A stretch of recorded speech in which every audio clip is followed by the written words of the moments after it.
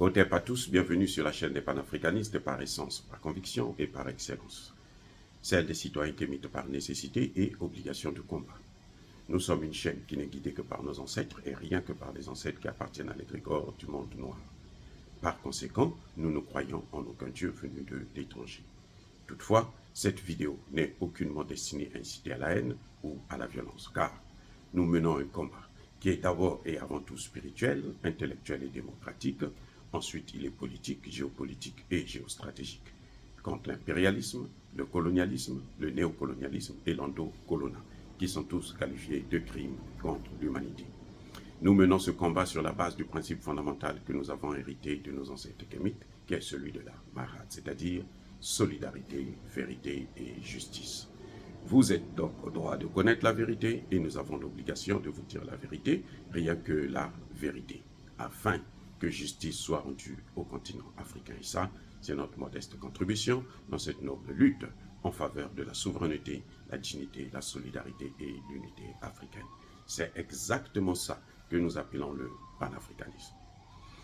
Bien-aimés frères et sœurs, je disais dans ma dernière vidéo que le président Tshisekedi devrait démissionner immédiatement. Et le Parlement, tout parlementaire qui soutient cette thèse devrait démissionner. Les gens, il y a des gens qui ont critiqué cette thèse. Non, soyons sérieux. On ne peut pas combattre les Rwandais pour aller appeler les Palestiniens, aller chercher les Palestiniens pour faire exactement la même chose que les Rwandais sont en train de faire. Mais à quoi ça sert de mener un tel combat? Ça veut dire qu'on est des hypocrites. On est des voyous, on est des imbéciles.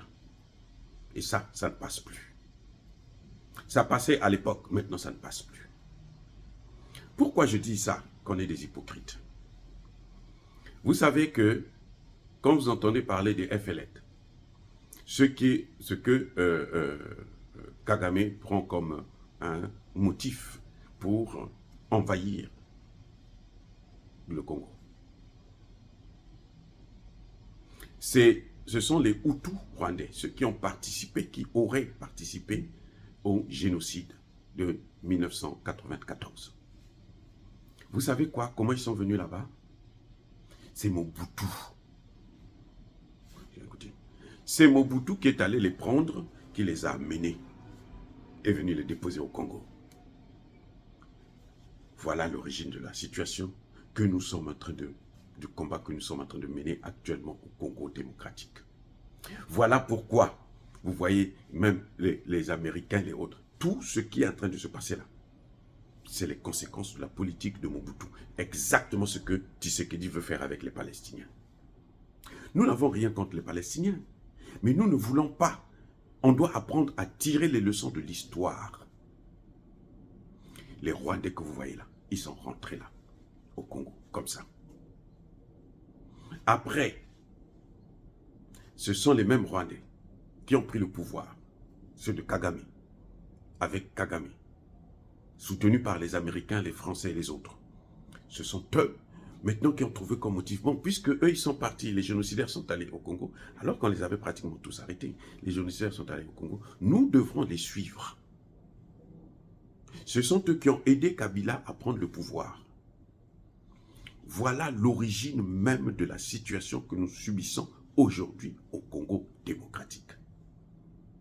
C'est à cause de la mauvaise politique. De cette politique-là, eux, ils croient, on leur fait croire que ça, c'est de l'humanisme. Ce n'est pas de l'humanisme. C'est la source des problèmes. Dans ce monde, s'il y a une situation qui crée des gros problèmes dans le monde, c'est d'abord les terres. Personne, même vous, vous n'accepterez jamais d'être exproprié. Tshisekedi va leur donner quelle terre? Est-ce que Tshisekedi a des hectares et des hectares pour leur donner? On dit maintenant que c'est le plus grand pays en Afrique. Mais le plus grand pays dans le monde, c'est la Russie.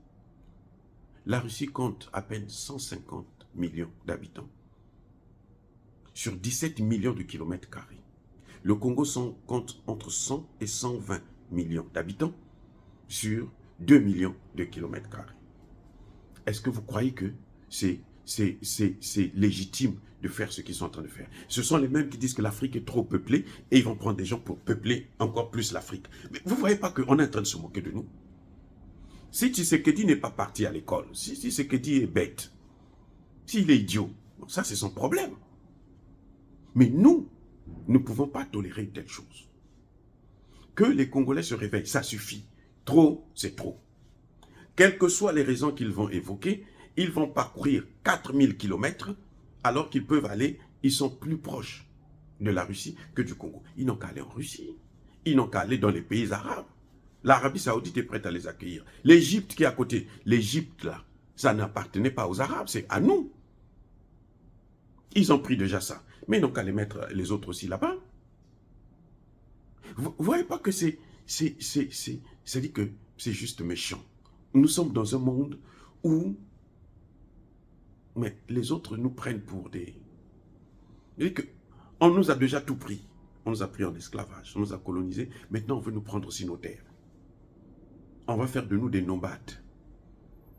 Les populations... Vous avez entendu Zemmour dire que le grand remplacement, vous savez, il parle de qui? Il parle des Noirs. Alors qu'il y a plus des Chinois maintenant que des Noirs là-bas. Les Chinois se occupent tout. Les Chinois achètent tout. La France appartient aux Chinois. Mais lui, il parle de grand remplacement pour les Noirs seulement. Les Chinois, les Arabes, mais on les compte par milliers. Non, Tshisekedi ne peut pas faire une chose pareille. Quand on voit ce que les mêmes Arabes ont fait en Libye, ce sont eux qui ont accepté qu'on détruise la Libye. Les pays arabes, il n'y a aucun qui a protégé la Libye. Aucun.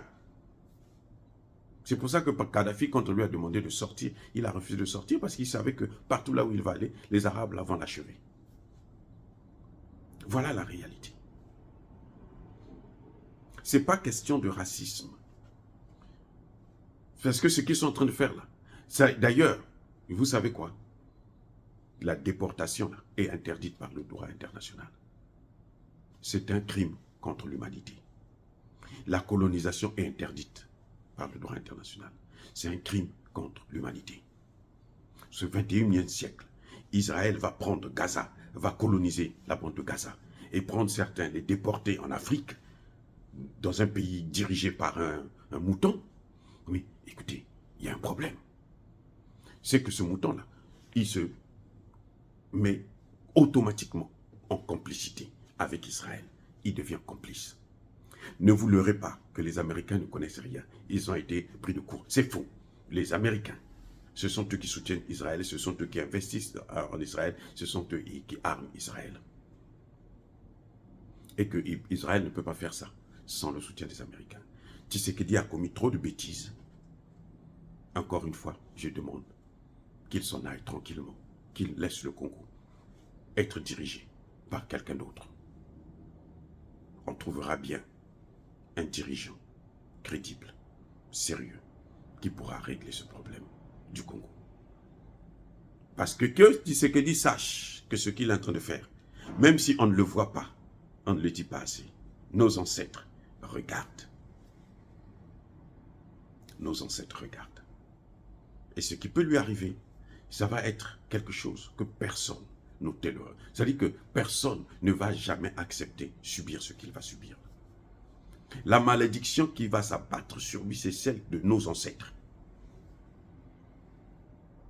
Ils pensent qu'avoir le pouvoir, c'est être maintenant un Dieu. Non, il n'y a qu'un seul Dieu. Celui qui est au-dessus de tous. Et c'est celui-là qui règle les comptes de chacun de nous. Et nos ancêtres, comment... Mais Tshisekedi devrait réfléchir comment son père, qui a été un grand homme politique, n'a jamais pu accéder au pouvoir. Il est mort sans avoir accédé au pouvoir. Il ne pense pas que c'est le prix à payer, le fait d'avoir traité Lumumba de crapaud. Vous ne pensez pas? Oh, vous croyez que c'est comme ça? C'est par hasard? Il s'est battu. C'est le plus grand opposant du Congo. Le Congo n'a jamais eu un opposant comme lui. Parce que lui, il s'est opposé là, pendant la période dure. C'est vrai, vous allez me dire que les deux, comme d'habitude, hein, le pouvoir de Mobutu, l'opposition de Tshisekedi, ils étaient soutenus ils étaient guidés, orientés par les États-Unis et l'OTAN. Mais je veux dire que lui n'a jamais accédé au pouvoir. Et son fils vient, voilà ce qu'il attend de faire. Mais il aura aussi sa punition. Parce que le Congo ne lui appartient pas. Le Congo, ce n'est pas une affaire de leur famille. C'est un pays, une nation, un peuple. Pas des peuples, un peuple. Ce sont, et ce peuple-là s'appelle Congolais. Dire cela, c'est inciter à la haine ou à la violence, non. C'est Tshisekedi lui-même qui se met là, comme complice de crimes contre l'humanité. Parce qu'il encourage la colonisation de Gaza. Parce que... Mais vous savez, les Arabes qui vont venir là, vous savez ce qu'ils vont penser de Tshisekedi? Vous savez, ils sont contents parce qu'ils vont quitter la zone de crise. Mais leurs enfants, leurs petits-enfants, se vengeront un jour contre les Congolais. Et d'ailleurs, ce sont eux qui vont... Regardez la capitale de Kinshasa, là. Elle appartient maintenant aux Libanais. Je ne sais pas si vous le savez. C'est les Libanais qui gouvernent. Les capitales africaines, francophones, là, surtout, ce sont des capitales libanaises. Elles ont toutes été libanisées, même au Congo-Brazzaville, en Côte d'Ivoire. Ce sont des capitales libanisées. Maintenant, il veut palestiniser les capitales, la capitale, le Congo démocratique. Mais ce qui va arriver là, ce sera sans précédent. Et il ne trouvera personne. Le Congo, les Congolais ne trouveront personne pour les aider à sortir de là. Vous voyez l'esclavage? Personne ne nous a aidés. La colonisation, personne ne nous a aidés. Le néocolonialisme, personne ne nous a aidés. C'est nous-mêmes qui nous battons. Le monde entier soutient ce qui nous arrive, nous, Noirs. Je dis bien le monde entier. En dehors peut-être de Poutine. Les Russes, qui ont toujours été du côté des peuples qui veulent se libérer en Afrique. Bien-aimés frères et sœurs, soyez bénis, abondamment bénis par le Dieu de Kémit et par nos ancêtres angélisés. Mais que tous ceux qui persécutent le continent africain le pillent et le déstabilisent, qu'ils soient noirs, blancs, chinois, arabes, juifs, indiens ou qui qu'ils soient maudits, punis, foudroyés, neutralisés, écrasés, effacés par le Dieu de Kémit et par nos ancêtres angélisés. Vive l'Afrique éternelle, je dis et j'assume.